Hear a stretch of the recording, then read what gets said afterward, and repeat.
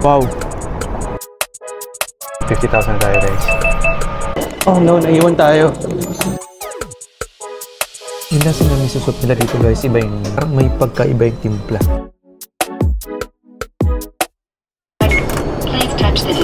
Okay guys, paki-explain paano tayo matapos sa Uniqlo no, na 7 floors ang taas.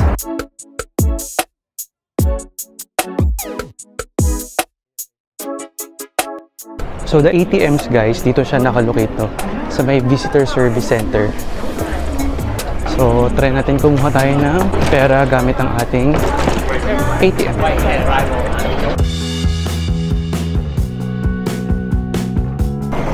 Tara, samahan nyo ako mag-withdraw tayo ng pera. So we will be using GCash, of course English. Withdrawal. 50,000 tayo guys. Ayan, try natin. 220 yen. Okay, sige. Enter. Ayan. Ito yung card. Ayan, may resibo natin. Mayroon tayong 50,000 yen. So ganito guys yung itsura ng pera nila no. Nakapag-withdraw na tayo ng 50,000 yen times 0.37. So this is 18,500 pesos.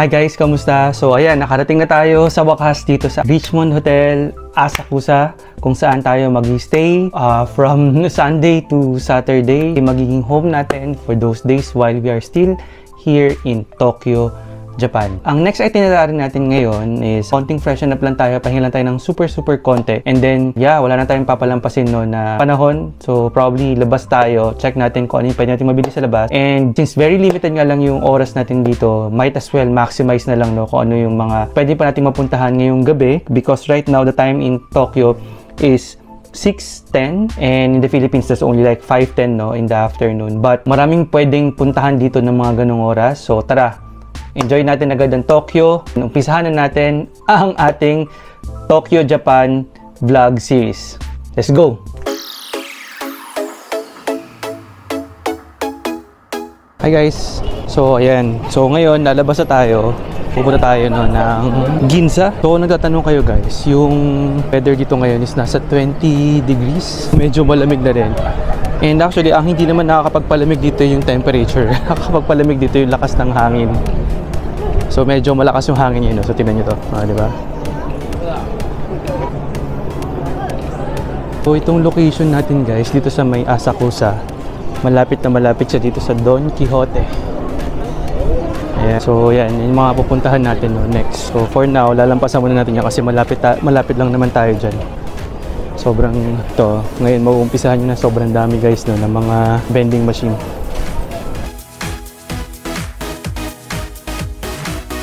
So first impression guys nung Tokyo, nakita nyo naman sa mga videos no, na pinapakita namin, sobrang linis.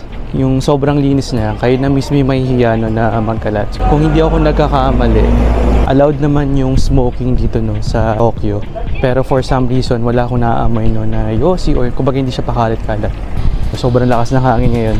And that would make it extra lamig. Pundan lang natin to no. Papunta siya ng Ginza Station.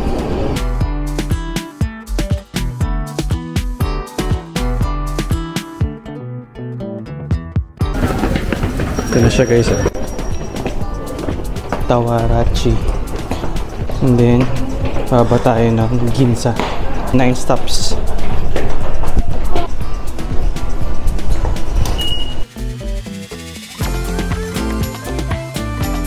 Guys, kung napapansin ninyo, no, yung mga stations nila dito, for first timer, syempre may hirapan ka no, na mag-navigate kasi nga, syempre first time mo, di ba? So, kailangan na talaga merong extra na basa. Basa lang tayo ng basa. Tahan natin yung Ginza line. We're going up.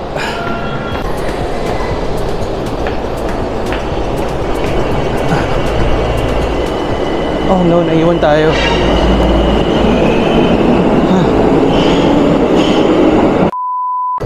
All fare information. Launch the desired. Please touch the desired. Please insert. Thank you. Please not to forget to take your card. So guys, ganun lang kabilis yung mag-recharge ka ng IC card mo dito or yung Pasmo card. Ubus na kasi siya agad do kasi again from the airport to here to Asakusa kanina. So that's like 1 hour of travel, no. So mahaba yung ano nun. Mahaba at medyo mahal ng konti yung pamasahe mo.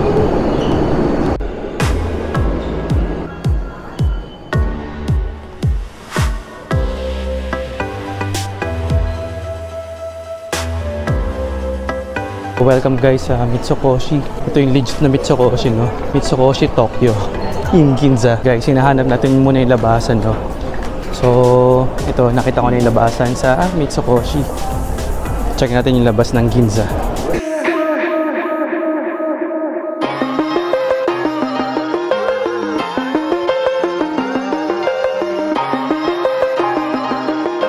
Welcome sa Ginza, Tokyo.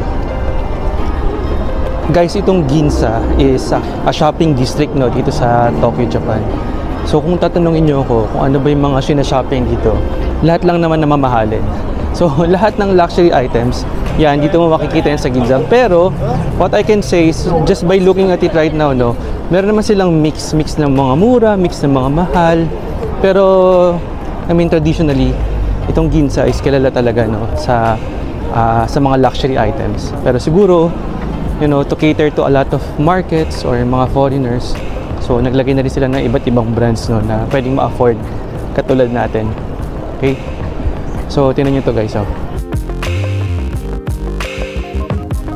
So actually kilala guys, no, sa pinakamura na bilihan ng mga Japanese made, no, na mga everyday clothes and mga pampasok, pambahay, so kasama na dyan lahat, no.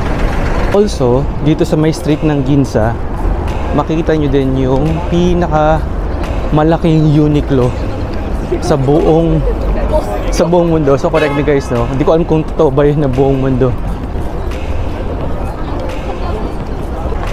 Ito guys, no, dito sa may Ginza, may makikita na rin kayo dito, no, na Matsumoto Kiyoshi. Itong Matsumoto Kiyoshi, kilala din to, no, na bilihan ng mga murang mga items or gamit, no, dito sa Japan. Eh, para siyang Don Quixote. Another option yan guys, no, kung gusto nyo bumili ng something na mura. So may nakita lang ako na pwedeng kainin. So this is called mannequin. Try tayo ng isa. Uji matcha? Yeah, only one. Yeah. Eat now. Okay. So, babayad tayo guys ng 500. Ah, okay, 500. So, yung isang box niya, 1,080. Yeah. Thank you. Ayan siya. So, yan guys, amoy pa lang. Sobrang sarap na. So, ito, binili natin siya ng 190 yen. So, marami silang flavor. Meron silang chocolate, meron silang strawberry. Ito yung in-order natin, uji matcha. I think this is one of the best seller. Plain, almond, maple, and also mga cream waffle. Guys, dahil alam nyo naman, no, hindi natin kayang kainin or ubusin lahat na makikita natin dito sa Japan. Tignan tayo, pa isa-isa lang tayo. So, kunin na natin yung best seller nila, no, na uji matcha.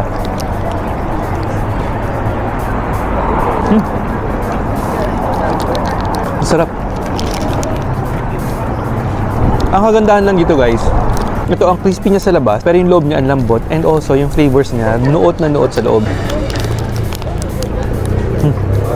Panalo. Hindi mo na kailangan ng sauce kasi yung lasa niya, nandun na siya sa loob. Dito guys, may katabi ng mannequin, meron silang store, no, na siyempre Japanese, hindi ko alam kung anong pangalan. Pero ano siya, bilihan siya ng mga mochi. Try natin pumila.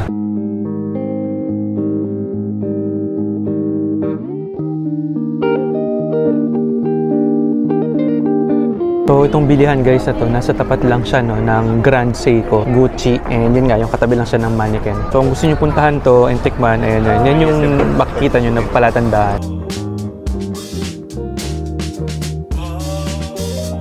Meron sila guys iba't ibang flavor, no. Feeling ko cream to. Wala nakalagay na pangalan. So I think this is matcha or parang red bean. I think this is also red bean. Of course, ito yung bibili natin, yung merong strawberry sa loob. Dalawa lang guys yung binili natin. Check muna natin. Meron pa pala sila guys, ano, iba't ibang klaseng ano, mga pwedeng pambilin here. Ayan.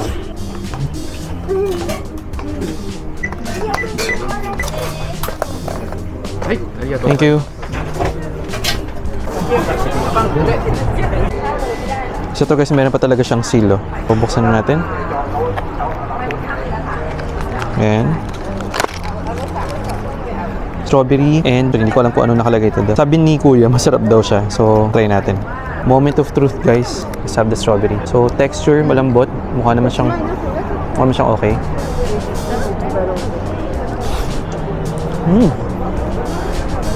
Wow. Grabe. Grabe guys, nagulat ako sa lasa. Sobrang tamis ng strawberry.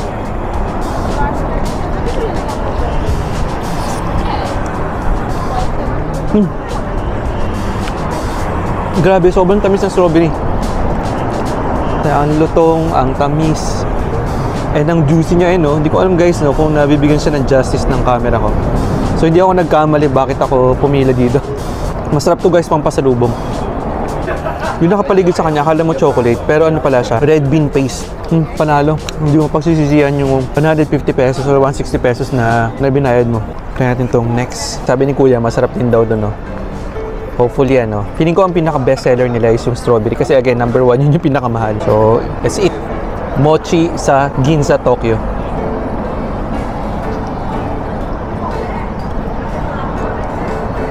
Okay. Wow.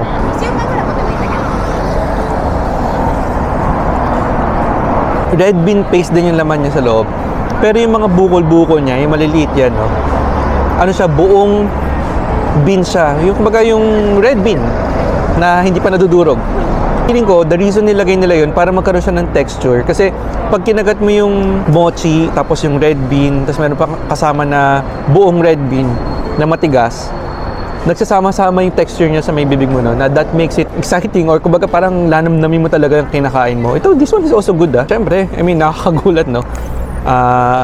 Na ganun pala yung lasa niya, no? Kapag authentic na binili mo talaga siya dito sa may Japan. Sarap. So, yung next stop natin, guys, try natin itong pasukin na to, no? Itong GU. And again, kung di ako nagkakamali, GU here is the biggest so far dito sa Tokyo.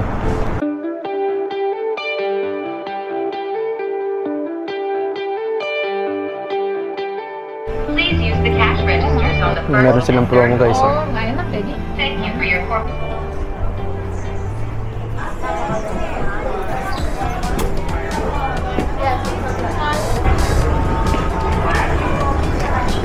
Ito, ano pa lang to, sa side pa ito ng mga pambabae.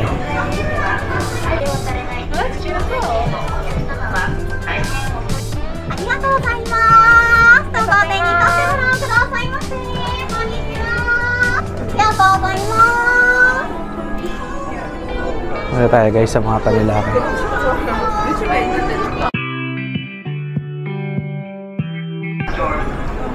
Fourth floor is only for tax. Please use the cash registers on the first and third floor.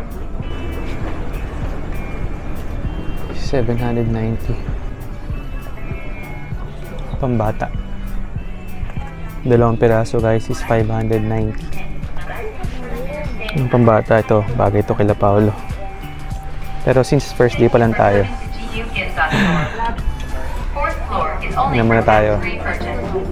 Check muna tayo. So this is 1,990. So yung mga style dry nila dito guys ng mga pambabae, 790 yen. Tapos guys, FYI, this is also tax free. So laless mo pa yan ng 10%. Okay? Tapos ang dami nilang promo. This is 990 na pambabae. Ayun na, women. So, guys, nasa 370 pesos na lang to.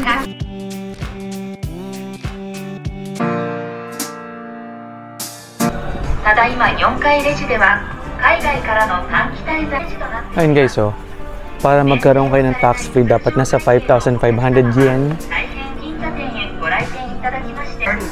Yung mga pang everyday use lang guys ng mga t-shirt ko. So this is 1,290. And kung mahilig kayo sa mga long sleeves, there you have it there. Guys, so pati yung mga coat, muro. This is 5,990 yen.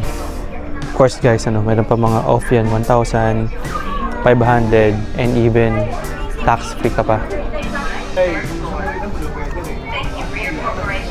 Ito guys, so, parang ito yata more than 1,000 plus yata ito pag binili mo siya sa Uniqlo.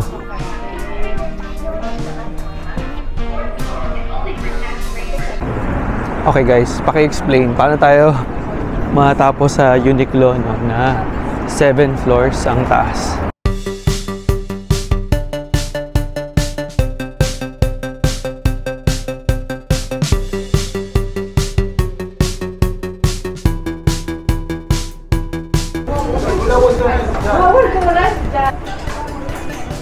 Okay, 4th floor.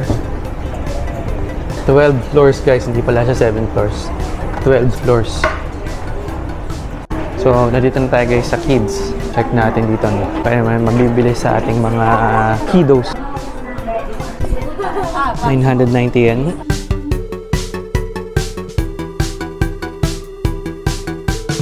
Hit tech na pang baby. This is 1,290. Okay, so mga Airism t-shirts. Nasa 1,990. Ayan.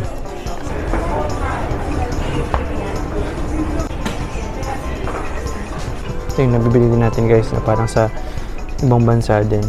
Price is 1,290.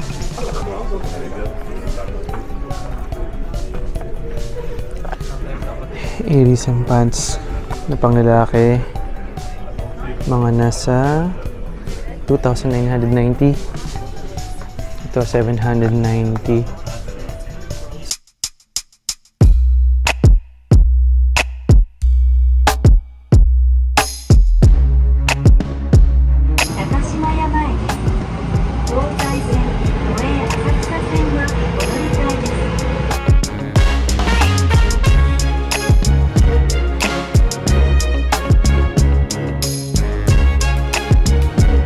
Naghahanap na lang tayo ng pwede natin makainin dito sa may area ng Asakusa. Parang sarado na kasi sila. So kailangan natin maghanap ng area na medyo bukas pa kung saan pwede tayo makakain ng mga legit na Japanese food. Pero as usual, may mga tukso, di ba? So katulad dito sa harapan natin, pero McDonald's. So this is McDonald's. This is hand drip coffee. Lakad-lakad lang tayo. May makita tayong kainan here.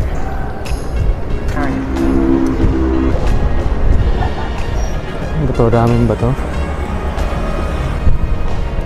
Pero mukhang marami din kumakain.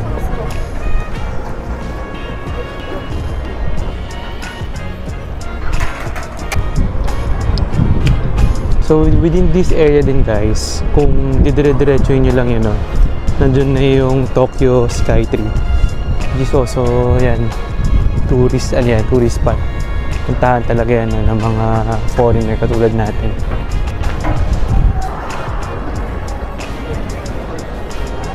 Okay guys, wala na tayong choice. So since kanina pa tayo nag-iikot, so mag-Yoshinoya na lang muna tayo.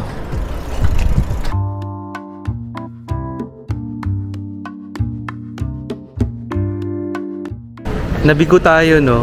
Look ako ng medyo soupy or medyo may pagka-ramen ng konti, no? Pero sa Yoshinoya pala, no? Puro nga pala kanin doon.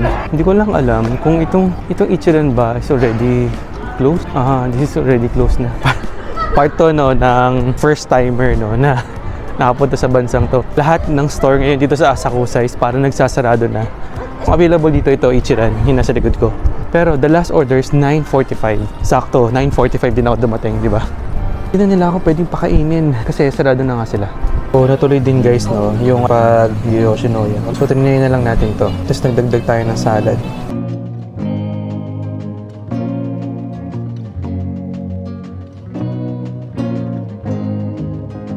Grabe guys, ang bilis ng order nila, no? So Ayan.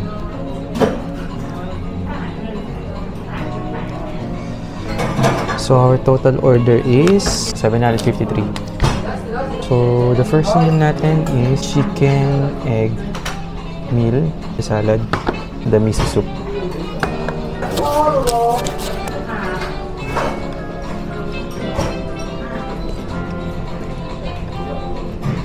Sarap.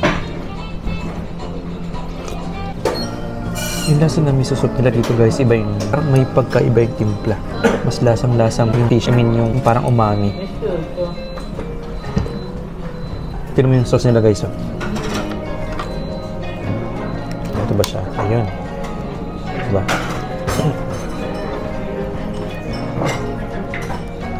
Messy free. Diba?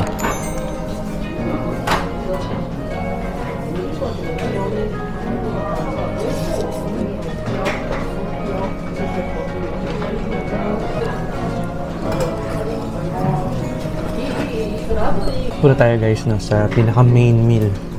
So tikman na natin to.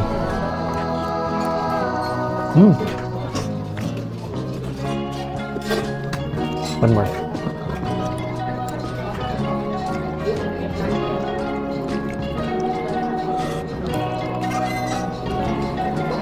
Legit guys. Sarap.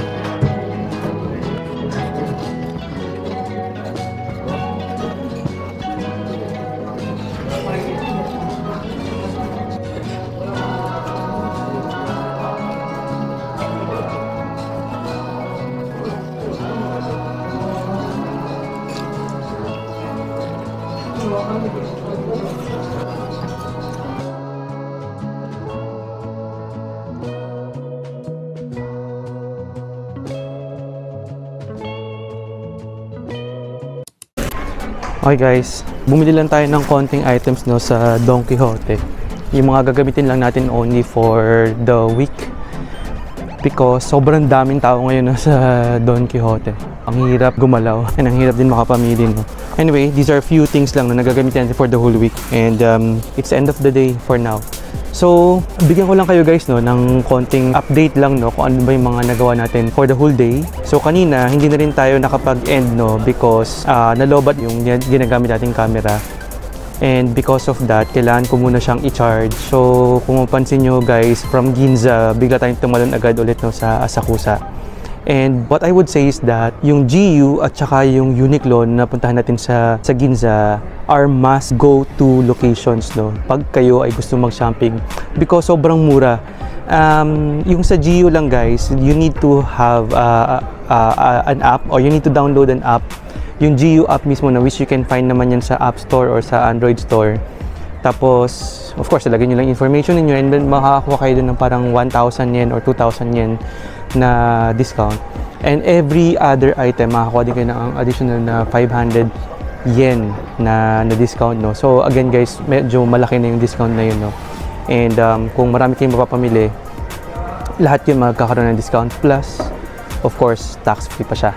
The Uniqlo naman, sa napansin ko, meron siyang mga around 200 or 300 peso price difference no kung i-compare mo siya sa Pilipinas. Again, kung kayo po ay mamimili ng medyo madami-dami, maganda na yun no. So baga makaka-save na kayo, makakamura na kayo doon sa mga gusto nyong bilhin dito sa Tokyo. Of course, as i-compare nyo sa Manila, sayang din yun no. So and since nandito naman na kayo sa birthplace kumbaga no ng Uniqlo, might as well bilhin nyo na rin yung mga items din. So doon naman sa kinainan natin, kung napansin nyo no, medyo patalon-talon tayo because we wanted to find the authentic no na Japanese food no na gusto natin makain for tonight no, first night natin sa Tokyo. However, medyo na late tayo ng konti kasi galing tayo ng Ginza. We went back dito sa Asakusa, mga nasa 9:30 na, so pasarado na halos lahat no. Yung Ichiran, muntik na tayo makapasok. Yun nga lang, of course, meron silang time and very strict sila sa time. So bumagsak din tayo guys sa Yoshinoya. So ano pa ba? For the whole day, ang ginamit lang natin na transportation ay trains. Yun yung pinaka commonly used no na transportation mode here in Tokyo. Though meron silang mga available no na Go Taxi, parang yun yung Grab nila here or Uber nila dito, but super mahal niya. So parang double or times 3 ng pamasahe mo, no? So, yun na lang po for now, all in all. And I hope nabigyan po namin kayo, no, ng mga information na kailangan ninyo. Lalong-lalo na kung pupunta po kayo ngayon dito sa Asakusa, Tokyo, Japan. So, hanggang sa ulitin, ingat and have a safe trip going here in Tokyo, Japan. Dalawa pala guys yung dito, no, yung Richmond Hotel, magkatapat. So, isang Richmond Hotel na Premier International, ayan, yun yung sura niya. And isang Richmond Hotel lang. So, dito tayo sa may Richmond Hotel.